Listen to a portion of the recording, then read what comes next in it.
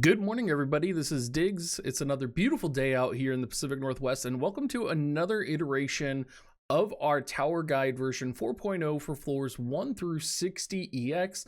This guide is only going to be covering floors 51 through 60 EX. We do, however, have links to all of my previous videos and the previous guide versions that I have made for the tower. So if you're a new player trying to climb the tower, if you're trying to understand how tower works, definitely check out some of those older videos. The information is still going to be good, still relevant.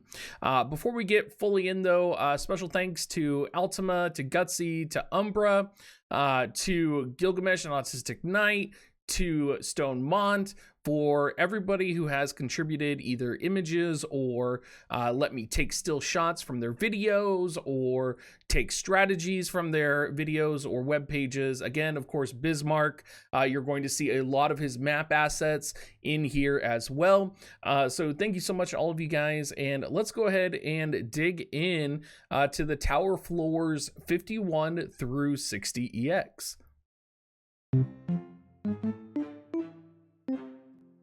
All right, so starting off with floor 51. We're going to go back to level 80 here, and this is going to be a floor where you are going to want to bring water. Now, if you remember this floor from previous kind of tower events, you're going to notice this is the room with the staircase on the right side and the 2-jump wall on your left. You'll also notice your initial deployment has 3 already positioned up and elevated and 3 down below in the lower corner. So if you are kind of setting up for this and looking to kind of come in, you're going to want to bring magic. You're going to want to bring silence resistance. This is kind of an easier floor. Some enemies do have pierce weakness, but all of them have magic weakness. This is actually, you guys get to see me edit this right now. So if you want to be successful here, just bring whatever water magic composition you have, or you could bring potentially some type of water pierce as well. That would be like Glaciella, Ramada maybe if you're wanting to save your resources, all of the above. Of course, bring your Siren VC for the additional fire resistance, the Tide Ring. You do want to note that the Paladins will stun you. That was one thing that Altima said to be aware of.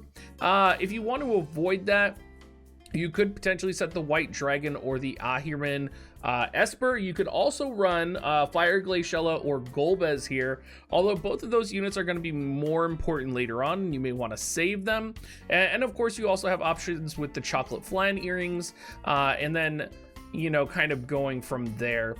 Silence resistance, you're going to kind of rely on Solopthamasa, so make sure you have that on your mages since you're going to be bringing a lot of magic power to bear. If you want some silence resistance from your Espers though, to maybe help you to make sure you don't get silenced, you of course have actually some limited Espers. It seems like stun and silence resistance are the most limited options for Esper resistances, but you do have Moogle and Mind Flayer here, so you could equip either of those to help with your silence resistance as well. Moving on to floor 52. Again, we're in the early levels. Things aren't going to be too exciting. This is going to be the wind floor with a lot of earth enemies. You basically have 2 different sides. You have Ketone with a bunch of paladins, and then you have Oberon with a bunch of spellblades on the right side. For the paladin side, you're going to want to bring a lot of defense penetration. The paladins are weak to missile attacks and the giants are weak to missile attacks. So if you have Corwell here, if you have Lucia here, they're both going to be extremely powerful. You could also bring magic as well. So the right side is going to have magic and slash weakness. I actually saw a Oldoa use hazard slash. If you do watch Stone Mont's playthrough, Oldoa actually used hazard slash and killed like 3 of the spell blades all at once after chaining. So slash is going to be effective over here on the right side along with magic. I would bring a tank on the right side if you can. Ketone doesn't have any particular weakness, so you can just focus on accuracy and hitting her. The paladins do have stun again, so again, set that stun resistance. I mean, it's going to be kind of natural because you're going to be setting the Ahriman Esper anyway, but you may want to set the White Dragon as well. It was pointed out in one of the clears that I saw, Corwell and Gargus over here can actually clear the paladins out together. So because they both have large AoE, they'll be able to take them out. And then you can put 3 kind of over here on the right hand side. Oberon is going to be weak to magic. He is kind of the biggest danger, but of course you can bring Joom with a lot of pierce resistance, and she'll be able to quite easily overcome that. If you don't have Joom, any tank with pierce resistance will work. We're in the early levels, you do not necessarily have to have the elemental type advantage yet. Floor 53 is our ice floor, and this is gonna be like one of the last easier floors that we have from this tier. The problem with this floor though is this floor is going to be very drawn out, and you're going to need a healer here. So I would recommend Rosa so that you can get some status ailment resistance and that you can heal. Basically, Corwell up here on the top with the time mages are just going to be battering you from up above. So definitely ice units and missile resistance is going to be really important. And then as you're trying to make your way there, you're going to have the birds coming and taking you on. You're going to have ninjas, you're going to have wolves, and then on the other side, you're going to have Tetrasylphid. Now, I've seen clears of this do 2 different things. One strategy is to split into kind of like a Pierce party that goes south, and then another party that goes north to take on Tetra. Tetra is weak to striking, and a lot of units like Oron. We also have Aranea, Velric. A lot of them have access to sub Pugilist, so they are going to easily be able to deal with Tetra. You will want to bring a barrier break for Tetra, so if you have Oron, that's going to be even better. Shinobi, Bards, and Wolves are all weak to Pierce. Birds and Wolves, sorry, are all weak to Pierce. So again, that Pierce composition, Victora and Aranea are going to be really clutch here. Laswell is going to be really good for Pierce as well. So just kind of bring them all in and throw them in there, and you should be fine. I plan on doing the split team strategy, but if you want to bring a healer, I would maybe take Laswell out and put a healer in. I'm not sure that Oron and Velric would be able to solo take on Tetra, probably, but you may want to maybe engage Tetra down below and try and delay that as long as possible. You may want to bring a Dragoon that's able to reach Corwell quickly as well. You may want to bring Rafale as well to kind of get up there fast. By fast, I mean by like turn 3. Vertical jump can probably him from Victora. I can't remember if Aranea has vertical jump off the top of my head, but keep that in mind. Lots of poison on this floor, so consider bringing your white flan accessory. Sometimes the ninjas, though, can actually poison through resistances on tower, and I didn't see that in their kit, but it's a possibility they can. You can also bring Rosa, though, Pure Prayer, and just have Rosa support the party, which I think is the best option. So if you have jump +1, make sure you set it. Make sure you have really high movement, high jump units, because you're gonna have to kind of do the gamut here and run around and kind of get to Corwell. You know, and you're going to need, if you're going to want to hit Corwell, you're either going to have to go up the path with Tetrasylphid right here, right? Because this is a staircase, or the staircase is back here, because this is right in this area. This is a range height 4 and range height 5 difference. So unless you can like get up here with like a jump attack or something like that with vertical jump, you are really going to be in trouble. Potentially Rosa could shoot up here. You're really going to be in trouble. So consider having that high movement and extra jump option on this floor. Floor 54. This is going to be probably the first floor that's going to wreck a lot of people. And again, this is a little different than normal because we usually see a lot of status ailments. And the status ailments don't really start until floor 55. The enemies are still going to be level 85. You're going to want to bring magic and missile and slash resistance on this floor. And what you're going to see is you're basically in a room. And for those of you who have climbed all the way up to tower so far, there is always that map where you're in a room and you have doorways and you're basically like tanking the door and just getting hammered on. And that is this floor. except you're going to be doing it with light units. So some of the clears I've seen have actually had Lucio tank the door. You can see here in Stone Mont's clear, he does have Lucio tanking the door. We've got Phoebe for support. We've got Elshra for support. And then they kind of pick it off. So we got Engelbert on one door. We got Lucio on the other door. And we basically try and hold. Other strategies would involve killing Black Rose Helena first. The biggest fear, particularly on Altima as it calls out, is Black Rose Helena getting her limit break off and lowering dark resistance and then having everybody wail on you. So keep that in mind. I would stack area of effect resistance coming into this fight as well as magic resistance. So kind of two key vision cards. You're going to want to have Fenrir on. You're also going to want to have the Scion VC on if you have it, for that 20 plus 20 dark resistance. Potentially Little Leela's TMR, Brigandine. You're just going to want to go all in on AoE, magic resistance, and try to survive, heal, and kind of kill through it. Going through our list here, Southern foes and Eastern foes, basically, are going to be weak to magic. Slash is also effective here. So this is one of those fights where, again, we're so used to in Tower there only being like a specific weapon type that's effective. Slash is actually, like, even though the enemies have some resistance to it, I mean, I would say 20% resistance to Slash means, heck yeah, bring Summer Kilthea in, right? I bring potentially Elena, although I think Elena may be better suited for the final floor 60, so maybe hold on Elena, but definitely you could bring like Summer Kilthea in and just start brawling and wrecking with her HP drain ability, with her spirit and magic resistance. She's going to be a beast here, but again, you're going to want magic resistance, slash resistance.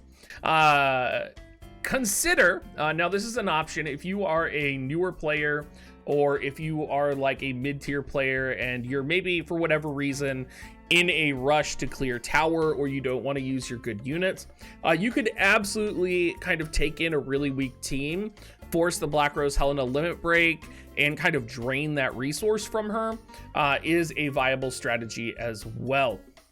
If you have striking, the skeletons are really weak to striking, so you can do that with Engelbert and Lucio. And of course, beware, the skeletons do have access to the standard skeleton status ailments, but if you're bringing Fina, if you're bringing Yuna, you know, potentially a unit that could S into those, just make sure you have kind of that type of healer or support unit in reserve there. Floor 55, welcome to Status Ailment Hell, as we are beginning our foray into the higher levels. You're going to become very familiar with paralysis resistance. For whatever reason, almost every floor from here on out has enemies that can paralyze. So you are going to become very familiar and very grateful to have units with paralysis resistance. You're also going to become very familiar with immobilize resistance. So keep that in mind as we are going forward here. Of course, floor 55 is going to be a kind of a rainbow element floor. You're going to want to bring light element. You're going to want to bring potentially some lightning. You're going to potentially want to bring some earth. And you are going to want to bring disable resistance as well. So what do we got here? So we got Blood Bones, where you can use striking or slash. Coral is going to be pierce or magic, and Soul Flare is going to be slash or missile. If you're wanting to be safe, just go with slash and magic, and you're going to be golden here. The Blood Bones will disable and blind. The Coral will silence and paralyze. The Mind Flayer will paralyze and poison. So you're going to want to equip those white marshmallows here. You're going to want to potentially have an awareness of what espers could benefit you. For example, if you're running an earth element unit, you could run Titan for paralysis resistance. If you are running a dark element unit, or maybe just a generic slashing unit, you could put Behemoth on for paralysis resistance, or a Shiva Esper for magic and speed and paralysis resistance. Disable resistance has some really good options as well for Ramu, Alophocles, Tetra, Demon Chimera, and Tomberry. All of those great. So keep that in mind. Looking through your options as well coming into this fight, For those of you that have Mont has innate disable resistance. Sir O has paralysis and disable resistance. I know a lot of people have him EX'd. Cloud as well has innate paralysis and disable resistance, so one of the best places to be. Elena, Skahal, Rob, you know, there's a lot of units here that are pretty viable, and you could just kind of patch in potentially like Defense Breaker to make them immune to both.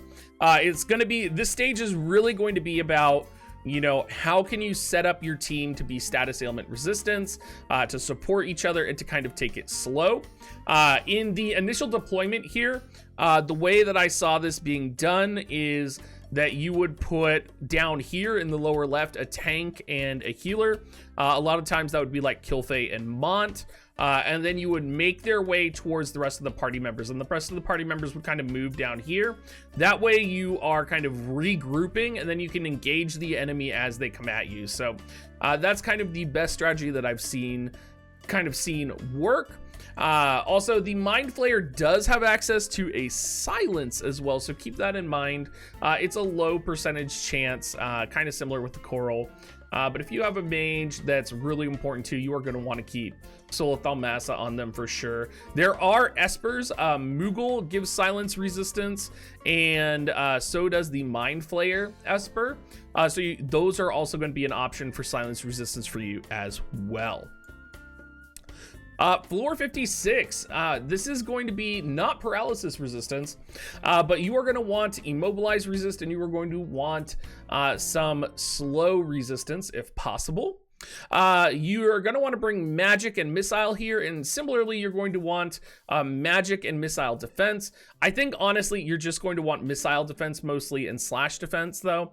Ultimo was really passionate about needing magic defense, and I really don't think you do for Chell and 2 elementals. I think your primary concern is going to be Velric and Gilgamesh here. This area though, lots of fire units are going to be really useful for you. You know, there's a lot of really great ones. In particular, there's a lot of them that already have slow immunity. The only enemy that can slow is Gilgamesh. So you can either eliminate him early so you don't have to worry about that, or you can save him for last, right? You do spawn together down here, so you could potentially move to the left and kind of cluster right here and kind of pick off enemies as they come at you. I don't like this strategy as much because you're going to be using up a lot of Minwu's heals here, and you almost have to have a tank and a healer. I think the more viable strategy is to move to the right, take out the elementals, work on Velric, and then slowly move towards the gunners. I think staying on the move, avoiding Gilgamesh and the ninja and Chell, and engaging them last is most likely going to be the best way to go. Gunners can immobilize, so that's your biggest fear for immobilize. So again, having a unit like Winter Mashery, Lilith, Adelard, Rain, you know, units that have some resistances. Rain and Adelard are slow, by the way, sorry. But Marjorie and Winter Mashery both have immobilized resist. Running a Phoenix Esper, Bahamut Esper, Siren Esper, all of them have immobilized resist on them. So your options are pretty flexible here. Mainly, I would say though, Minwu is going to shine here, going to be supporting you. You'll likely need King Mont to kind of bait all of the attacks. And it should be a relatively easy floor. Floor 57, back to paralysis resistance. You're probably looking at this picture now. The pictures get very graphic. The further we go in, the more graphic the pictures get. Don't you worry. They are only going to get more and more graphic as we do continue.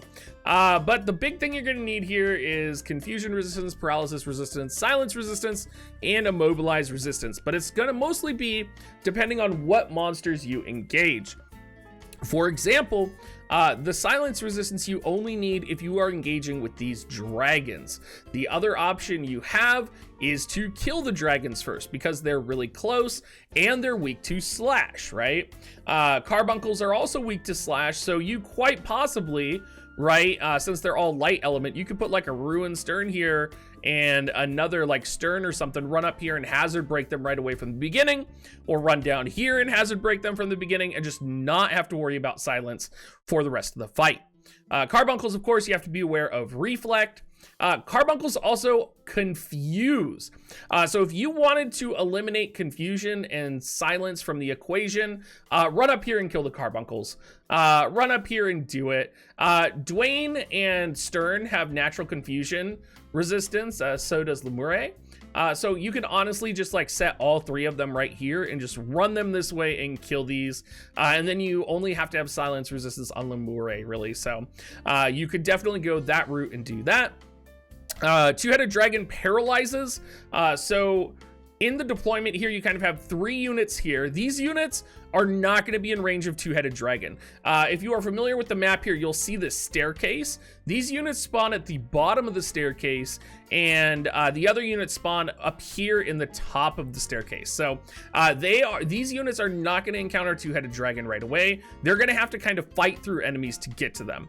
Now the units over here are going to engage with the gunners, the pugilists, and two-headed dragon, basically. And you need to decide, you know, are you going to invest 3 units over here? Are you going to invest 3 units over here? Also, in your initial deployment, position 6 is all alone up here. And keep in mind here, these gunners are the gunners that use Immobilize. However, they have almost 12k HP. I don't think it's going to be possible to one-shot them and kill them. Maybe it is with a Black Rose Helena and like her LB. But it is something to consider here about, you know, maybe you can, you know, go fast, or maybe you could put, you know, potentially 1 unit right here, move them forward. I don't think Quicken will reach. I think Quicken has too little of a range height to hit this unit. But you could do something or some type of shenanigans here. The important thing in the lower left side, though, is have paralysis resistance, because you are going to be engaging with two-headed dragon, and he will be very paralysis heavy. If you're wanting some additional confusion resistance, maybe your kit isn't fully up to date, maybe you don't have Dwayne, you could do the Fryzess Esper, you could do Golem Esper, you could do Ochu Esper, and again, with paralysis resistance, you could run Shadow Lynx. So Shadow Lynx has natural paralysis resistance, so she'll be a natural fit for this map. You could also run White Marshmallow for paralysis and confusion resistance, Soul of Thalmassa, of course, for silence resistance. Gosh, there's a lot to talk about and a lot of resistances. If you guys need any of these documents, they are all down below in the description, so you can download them, look at them as you are clearing, and hopefully these help you out as you are pushing through. Floor 58, no surprise, paralysis resistance is needed. Not nearly as much, though. Paralysis and silence are not as big of an issue here. But again, you may want to bring it. Tonberries can also land stop if they get close to you. This should be the easiest map for the majority of players. And there's a couple of reasons for that. This map, you know, there's a lot of players with Cloud and a lot of players with Frederica maxed out. And there's also, similarly, a lot of players with Ibarra and Nivlu leveled as well. My guess is that almost anybody watching this video has one of those units leveled. If not, you have Silma for free, which, good job. Skahal as well is a good choice, but this floor is unique in that you could open up with a barrage and kill 3 enemies immediately. You could potentially move your units back a little bit, kill this Tomberry and Archer, move Severo, the Energist, and the Red Mage in, and literally just have a kill box down here where you kill like 6 enemies at once with a barrage, or you kill them with, you know, Ibarra's lightning attack, or, you know, you could use Skahal's LB. There's so much easy strategy here that it should be really easy for you to execute and finish. We do see Shadowbind on the Gill Snapper here, just because he does have his AoE immobilized, so you want to kind of bind him in place. But yeah, this should be an easy map for you. You know, just make sure you take out Moore when she gets close to you. Moore doesn't have any status ailments, but she can lower your water resistance. But yeah, I'm not expecting this floor to be too difficult. Similarly, the Mind Flayer can paralyze and silence, but you don't have to worry too much about that.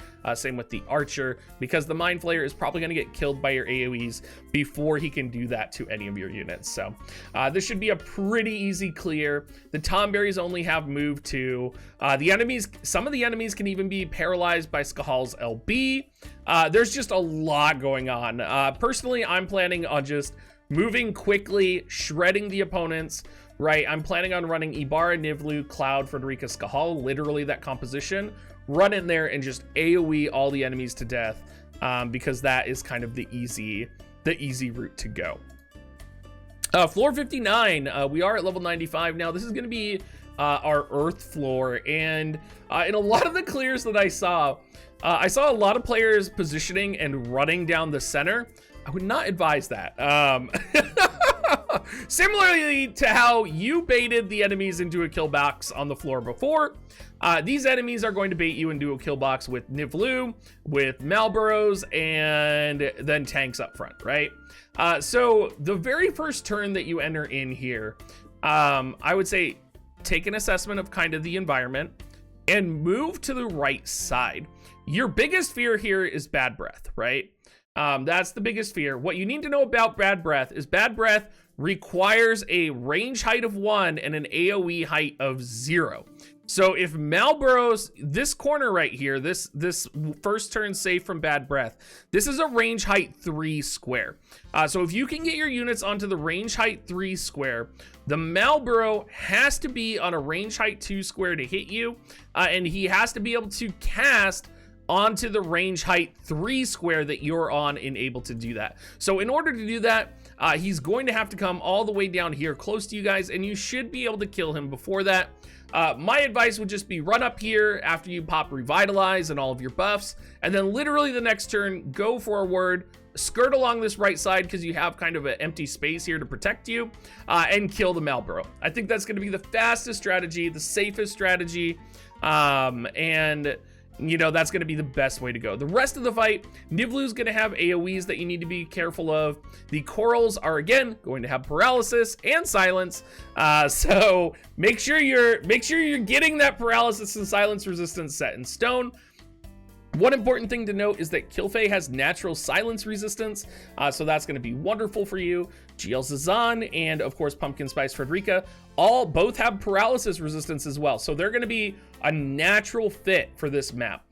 So go ahead, load up Kilfei, load up GL Zazan, Pumpkin Spice Frederica if you have her. Oberon and Noctis are really good here, but you may want to use them on another stage or take them later. I would definitely consider Zombie Raryu, and Mont also has paralysis resistance and additional movement. So you're going to be able to kind of get around with, your Earth composition. You want to prioritize multi-type characters like Noctis with like Pierce and Slash, Oberon with like Sub Soldier, having access to Pierce and Slash, all of these kind of multi-dimensional type of attack types, because you really need Pierce, Slash, and Magic in order to clear this. Do not charge the center. Again, the paralysis chance is 55% chance from the corals to land on you. So even if you have that 50% resistance paralysis, keep in mind GL Zazan might still do well to have like Titan on him, or if you're putting the Espers and White Marshmallow, there is still a chance that your units can get paralyzed. All right, floor 60 is going to be Odin. Now, of course, there's more paralysis on this floor, a little bit of confusion. So you're going to want to bring that paralysis and confusion resistance. You're going to want to bring Slash is what you're going to want to bring. Now, some of the guides say to bring Missile, but every unit that I found that was kind of weaker to Missile was also weakish to Slash. By weakish, I mean they had like 20% resistance to Slash. So I honestly would just go all in on Slash here. And I would just straight up go for the kill and shred Odin right away if possible. Odin, though, moves really quickly, so don't be surprised if he gets an attack off on your units before you're able to kill him. If you can, utilizing Ray Chess and Miranda EX and Ildira EX are really good for hitting the AoE on the bombs and Odin in the beginning. Water Slash, Light Slash, Wind Slash, and Earth Slash are all going to be really good. You're going to want to kill Odin, and then you kind of want to make sure you have a healer to survive. So either, bringing Ildira to heal, bringing Minwu to heal. You could potentially bring Kilfei to heal. Something where you have access to healing and offensive capability. is going to be really good. Farm could be really good here if you guys have farm. Again, GL Zazan, Varouche, this is all going to be great. The one thing with Odin is you don't want to use magic because it causes him to counter. So keep that in mind. You don't want him to counter your magic attack users. So you're going to want to make sure that you're chaining with Slash.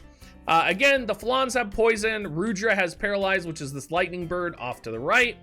I would say for this clear, yes, you could bring Jaden.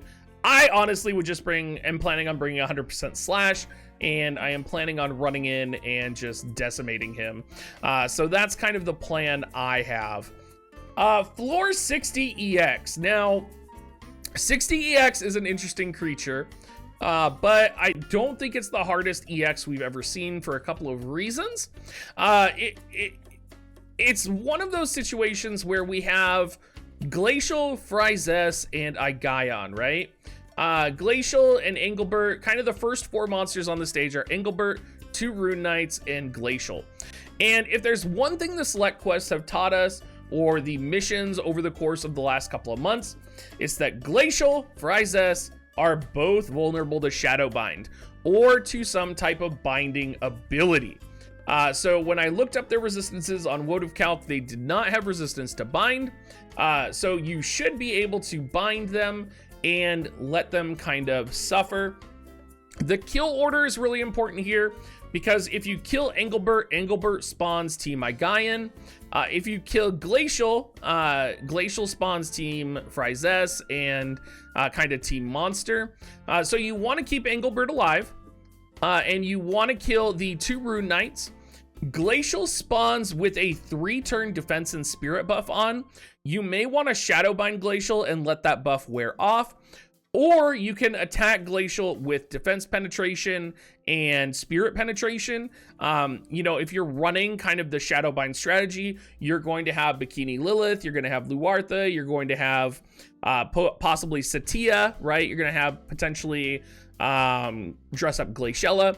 Like, all of these units have really good defense and spirit pen, so you're going to be able to kill Glacial through that, but keep that in mind with Glacial. When you kill Glacial, Frysess spawns, and then we also get a Coral and a Dragon.